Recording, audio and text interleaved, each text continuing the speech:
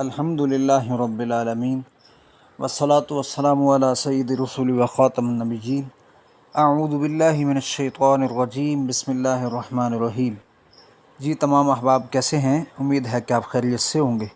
اللہ تعالیٰ مجھے اور آپ کو اپنی حفظ و امان میں رکھے۔ الحمدللہ ہماری سورہ النساء جاری ہے اور سورۃ نساء کی تقریباً 29 آیات بما ترجمہ اور مختصر تفسیر ہم پڑھ چکے ہیں۔ گزشتہ آیت کی تفسیر باقی تھی، ہم نے ترجمہ کر لیا تھا ٹائم کی قلت کی وجہ سے، تو اس کو تھوڑا سا دیکھ لیتے ہیں پہلے۔ یا ایھا الذین آمنوا لا تأکلوا اموالکم بینکم، اے لوگو جو ایمان لائے ہو اپنے مال آپس میں نہ کھاؤ، بالباطل باطل طریقے سے، الا ان تکون تجارتا، مگر یہ کہ تجارت کی کوئی صورت ہو، ان تراض منکم، جو تمہاری باہمی رضامندی سے ہو، ولا تقتلوا انفسکم، اور نہ اپنے آپ کو قتل کرو، ان اللہ کان بکم رحیما، اور بے شک اللہ تعالیٰ تم پر مہربان ہے بہت زیادہ۔ اللہ تعالیٰ نے اس آیت کے اندر ایمان والوں کو مخاطب فرمایا سب سے پہلی بات، اور مخاطب کر کے اللہ تعالیٰ نے فرمایا لا تأکلوا اموالکم، سب سے پہلے یہ کہ اپنے اموال جو ہیں آپس میں باطل طریقے سے نہ کھاؤ۔ جتنے بھی ناجائز مال کے آنے کے ذرائع اور راستے ہیں وہ سارے کے سارے باطل میں شامل ہیں، یعنی مال کمانے اور رزق کمانے کے جو اصول و ضوابط شریعت نے بیان کر دی ہیں، ان کے اگر خلاف اور مخالفت کرتے ہوئے اللہ رسول کی کوئی شخص کسی بھی طریقے سے مال ہتھیائے گا تو وہ باطل طریقہ ہی کہلائے گا۔ تو اس کی مختلف صورتیں ہو سکتی ہیں، جس طرح آگے دیکھتے ہیں، الا ان تکون تجارتاً، ایک اللہ تعالیٰ نے چیز باقی رکھی کہ تجارت جو ہے اس کی کوئی صورت ہو تو پھر جائز ہے، یعنی تجارت یہ انبیاء بھی کرتے رہے، اور یہ ایک ایسا کام ہے جس کے اندر اللہ تعالیٰ نے برکت بھی رکھی ہے، اور جس کو اختیار کرنے کا اللہ تعالیٰ نے حکم بھی دیا ہے کہ یہ ایک ایسا راستہ ہے جس کے ذریعے تم اپنی محنت کرو اور حلال رزق حاصل کر سکتے ہو، ورنہ کوئی اور راستہ اختیار کرو گے تو بالباطل ہوگا، یہ باطل طریقے سے۔ اس میں سود بھی شامل ہے، اس میں رشوت شامل ہے، اس کے اندر جوا شامل ہے، اس کے اندر مختلف قسم کے جو پرائز بانڈ ہیں وہ شامل ہیں، اور اسی طرح بولی والی جو کمیٹیاں ہیں وہ شامل ہیں، یعنی وہ تمام کی تمام چیزیں اور ذرائع جن کی موافقت شریعت سے نہیں ہوتی بلکہ بندہ اپنی مرضی کے ساتھ کرتا ہے اللہ رسول کی مخالفت کرتے ہوئے، وہ باطل طریقہ ہے۔ تو تم آپس میں مال نہ کھاؤ ایک دوسرے کا باطل طریقے سے، مراد یہ ہے کہ کسی کا بھی کسی درجے میں کسی صورت میں بھی ناحق مال کوئی بھی نہ کھائے۔ اور تجارت کرنا چاہتے ہو، اگر مال کو بڑھانا چاہتے ہو تو کاروبار کرو، تجارت کرو، اور اس کی بھی پھر کچھ شرائط یہاں پہ ذکر کر دی، ان تراض منکم، یہ کہ تجارت جو ہو خریدنے والے اور فروخت کرنے والے کی باہمی رضامندی سے ہوگی۔ اب باہمی رضامندی کے اندر کیا چیز شامل ہے؟ مراد یہ کہ ایک بندہ کوئی چیز بیچ رہا ہے اور دوسرا اس سے خرید رہا ہے، تو دونوں کی باہمی رضامندی ہونا ضروری ہے۔ زبردستی نہ کسی سے کوئی چیز خریدی جا سکتی ہے اور نہ ہی بیچی جا سکتی ہے کسی کو، ایک تو یہ چیز۔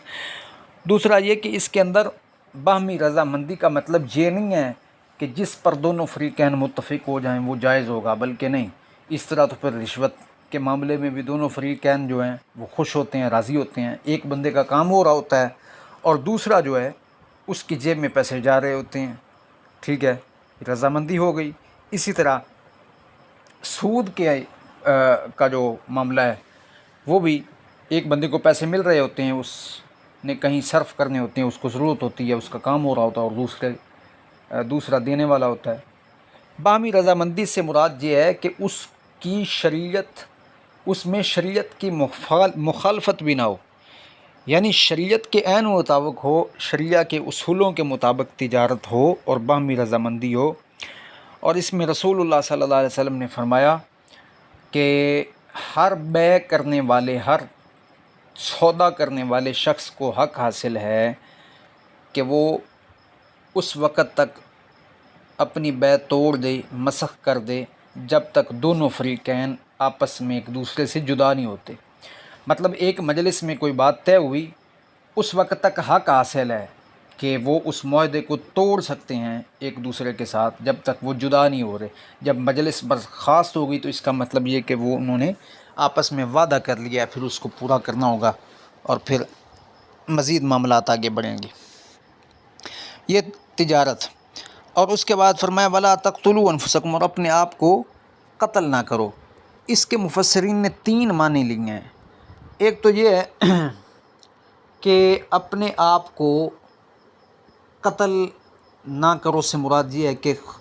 قتل و غارت جس طرح ہوتی ہے ویسے قتل کرنا ایک دوسرے کو، یہ بھی اپنے آپ کو قتل، کیونکہ انسان ایک جنس کا نام ہے،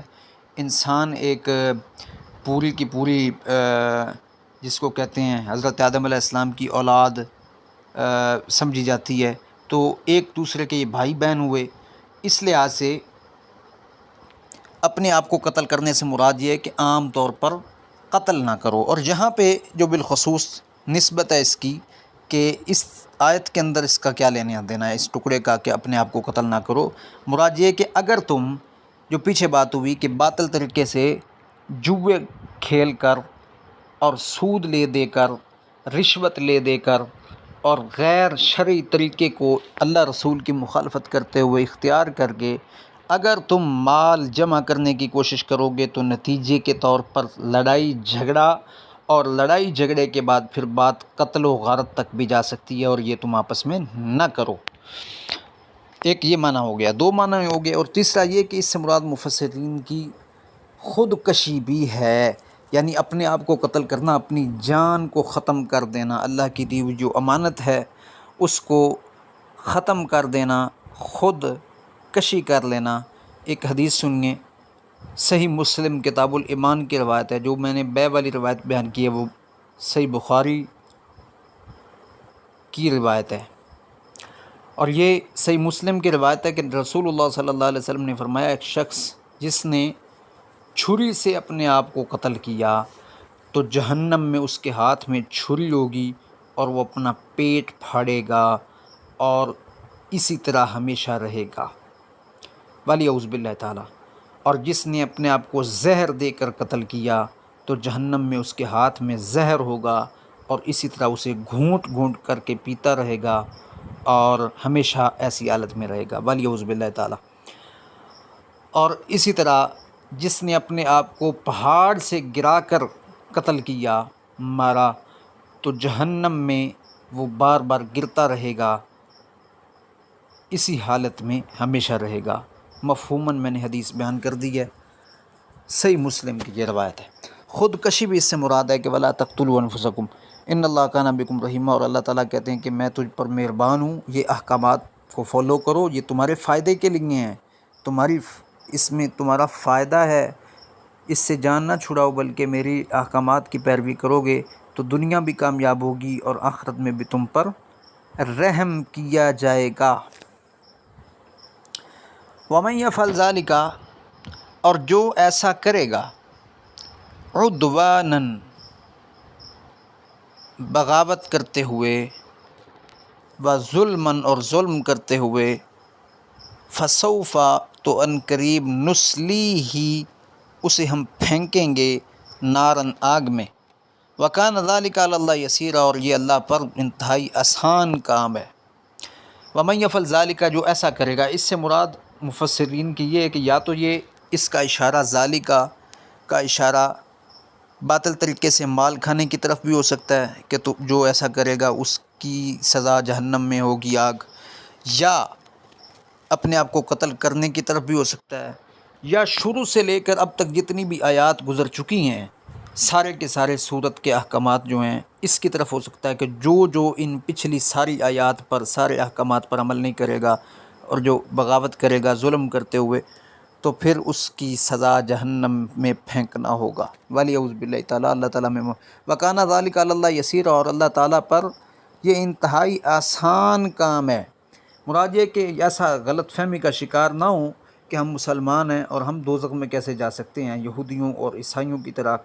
اپنے جو دعوے ہیں ان کو کنٹرول کرو اور تکبر میں نہ کبھی آنا۔ یہ اللہ کے لیے بہت آسان ہے کہ تمہیں تمہاری حرکتوں کی وجہ سے، تمہارے تکبر کی وجہ سے وہ جہنم کے اندر ڈال دے۔ اللہ تعالی ہمیں محفوظ فرمائے۔ ان تجتنبوا کبائر، اگر تم بچو، تجتنبوا کبائر، کبائر سے، بڑے گناہوں سے، ما تنہون عنہ، جن سے تمہیں روکا گیا ہے، تو نکفر عنکم، تم سے ہم دور کر دیں گے، سیئاتکم، تمہاری چھوٹی برائیاں، وندخلکم، اور ہم تمہیں داخل کریں گے، مدخلاً کریما، باعزت داخلے کی جگہ میں۔ اب ساتھ ہی اللہ تعالیٰ نے جہنم کی وعید کے بعد ہمیں کبائر سے اجتناب کی دعوت دی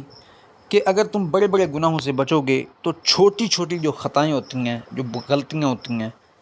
صغیرہ گناہ ہوتے ہیں، وہ اللہ تعالیٰ ویسے ہی دور کر دے گا تم سے اور معاف کر دے گا۔ اب یہاں پہ یہ طے ہو جانا چاہیے کہ کبائر کون سے ہوتے ہیں گناہ اور صغائر کون سے ہوتے ہیں۔ مفسرین کے مطابق جو کبیرہ گناہوں کی ڈیفینیشن ہے، وہ گناہ جس کے بارے میں قرآن میں یا حدیث میں واضح طور پر دوزخ کی وعید سنائی گئی ہو، وہ کبیرہ گناہ میں شامل ہوگا، کبائر میں شامل ہوگا۔ یا وہ گناہ جن پر اللہ تعالیٰ نے اپنے غصے کا اظہار قرآن مجید میں یا حدیث میں کیا ہے نبی علیہ السلام کے ذریعے، تو وہ بھی گناہ کبائر میں شامل ہوں گے۔ البتہ وہ گناہ جن سے صرف اللہ تعالیٰ نے اور اس کے رسول نے منع کیا ہے اور اس پر باقاعدہ طور پر جہنم کی وعید بیان نہیں ہوئی یا اللہ کے غصے کا اظہار نہیں ہوا، تو ایسے صغیرہ گناہ ہیں جو نیک اعمال کی برکت سے، نیکیوں کی برکت سے ساتھ ساتھ ہی معاف ہوتے رہتے ہیں۔ جس طرح روزہ رکھنا، وضو کرنے سے گناہ جھڑتے ہیں، اور اس طرح نماز ادا کرنے سے، مسجد جاتے ہوئے، دیگر نیکیوں پر اس ایک لمبا ایک ٹاپک ہے کہ اللہ تعالیٰ کیسے اپنے بندوں کے گناہوں کو معاف کرتا ہے۔ اچھا، کبائر کی ڈیفینیشن تو مفسرین نے بتا دی۔ اب بعض لوگوں نے، بعض احادیث میں بلکہ ان کو شمار بھی کیا گیا ہے، لیکن ضروری نہیں ہے کہ ایک حدیث کے اندر اگر 7 گناہوں کا ذکر ہے کبیرہ تو وہ 7 ہی ہوں گے، بلکہ وہ 7 سے 70 بھی ہو سکتے ہیں اور 70 سے 7 100 بھی ہو سکتے ہیں، جس طرح کے آنے والے حالات میں جدید دور آ رہا ہے اور آگے انسان بالخصوص مسلمان جو ہیں یہ دین سے دور ہوتے جا رہے ہیں۔ اور صغیرہ گناہ جو ہیں وہ معاف کر دیے جاتے ہیں، چھوٹے چھوٹے گناہ، اور پھر اللہ کہتے ہیں کہ جب تم اس طرح کی کنڈیشن بنا لو گے کبائر سے بچنے والی، تو ایک تو تمہارے چھوٹے گناہ معاف کر دیے جائیں گے، دوسرا تمہیں ایک داخلے کی اچھی جگہ جو ہے عزت والی، وہاں پہ تمہارا ٹھکانہ ہوگا۔ آگے فرمایا ان تجتنبوا، یہ ہو گئی آیت۔ آگے فرمایا وَلَا تَتَمَنَّوْا مَا فَضَّلَ اللَّهُ، اور نہ تم تمنا کرو اس کی جو اللہ تعالیٰ نے فضل کیا ہے، بعضکم علی بعض، تم میں سے بعض کو بعض پر فضیلت دی ہے، اس کی تمنا تم نہ کرو۔ لِلرِّجَالِ نَصِیبٌ مِّمَّا کَسَبُوا، مردوں کے لیے اس میں سے ایک حصہ ہے جو انہوں نے کمایا، وَلِلنِّسَاءِ نَصِیبٌ مِّمَّا کَسَبُوا، اور عورتوں کے لیے بھی اس میں سے ایک حصہ ہے جو انہوں نے کمایا۔ وَاسْأَلُوا اللَّهَ، اور اللہ سے طلب کرو، سوال کرو اس کے فضل میں سے، من فضل، ان اللہ کان بکل شیء علیما، اور بے شک اللہ تعالیٰ ہر چیز کو اچھی طرح جاننے والا ہے۔ اب اس آیت میں اللہ تعالیٰ نے ہمارے ہاں جو فضیلت ہوتی ہے مختلف درجے میں لوگوں کو اللہ تعالیٰ نے دے رکھی ہے، تقدیر میں ان کے کسی کا رزق زیادہ لکھا ہوا، کسی کے پاس بیٹے زیادہ، کسی کے پاس مال زیادہ، کسی کے پاس صلاحیتیں زیادہ، تو ان کو دیکھ کر اللہ فرما رہے ہیں کہ تمنا نہ کرو، یہ تقدیر پر ناراضی ہونے کی علامت ہے کہ ہمیں بھی ایسے ہی ملے، بلکہ تم اللہ کے فضل سے علیحدہ سوال کرو کہ اللہ اس میں بھی برکت ڈال دے اور ہمیں بھی رزق کی فراوانی کر دے، ہمیں بھی اولاد عطا فرما۔ دعا کی جا سکتی ہے لیکن کسی کو سامنے رکھ کر اس جیسا بننے کی خواہش نہیں کرنی چاہیے، یہ منع کیا گیا۔ اور اگر خواہش کے ساتھ ساتھ یہ ذہن میں آ گیا کہ اس کے پاس یہ نعمت کیوں آئی ہے، فلاں بندے کے پاس تو یہ حسد ہوگا، جس کی وعیدیں قرآن و حدیث میں بہت زیادہ موجود ہے۔ پھر اللہ نے فرمایا لِلرِّجَالِ نَصِیبٌ مِّمَّا اکْتَسَبُوا، مردوں کے لیے وہ کچھ ہے اس میں سے ایک حصہ ہے جو انہوں نے کمایا، اور اسی طرح عورتوں کے لیے بھی اس میں سے ایک حصہ ہے جو انہوں نے کمایا۔ مراد یہ ہے کہ نیکیوں میں کوئی قید نہیں ہے۔ اگر کوئی خواتین، عورتیں جو ہیں وہ نیکیوں میں آگے بڑھ جاتی ہیں مردوں سے تو یہ ہو سکتا ہے، کیونکہ یہ اپنی اپنی محنت کے مطابق اجر و ثواب ہوگا۔ ہاں دنیاوی طور پر درجے اور ذمہ داریاں، اور یہ اس پر پہلے بھی بات ہو چکی ہے، نیکسٹ بھی انشاءاللہ تھوڑی سی گفتگو ہوگی۔ تو بہرحال عمل کے اعتبار سے، نیکی کے اعتبار سے مرد اور عورت دونوں برابر ہیں، اور دونوں کو اللہ تعالیٰ نے پورے رائٹ دیے ہوئے ہیں کہ جتنا مرضی جنت کے لیے کوشش کر لیں دنیا میں، انشاءاللہ سب کو ملے گی۔ سلمہ رضی اللہ تعالیٰ عنہ بیان کرتی ہیں کہ رسول اللہ بلکہ سلمہ رضی اللہ تعالیٰ عنہ نے نبی علیہ السلام سے یہ سوال کیا تھا کہ ہم عورتوں کو جہاد سے بھی ہم محروم ہیں، ہمارا وراثت میں حصہ بھی نصف ہے۔ تو اس کے جواب میں یہ آیت اتری کہ ایسی بات نہیں ہے، اللہ تعالیٰ نے جو نظام سیٹ کیا ہے وہ بالکل درست اور بالکل مطلب جو ہے نا صحیح ہے۔ بس نیکی، اگر جہاد سے تم محروم ہو تو بہت ساری ایسی نیکیاں ہیں جو تم کر سکتے ہو اور مردوں سے بھی آگے بڑھ سکتے ہو۔ یہ تھا جی ہمارا آج کا سبق۔ اللہ تعالیٰ عمل کی سمجھنے کی توفیق عطا فرمائے۔ وآخر دعوانا الحمد للہ رب العالمین۔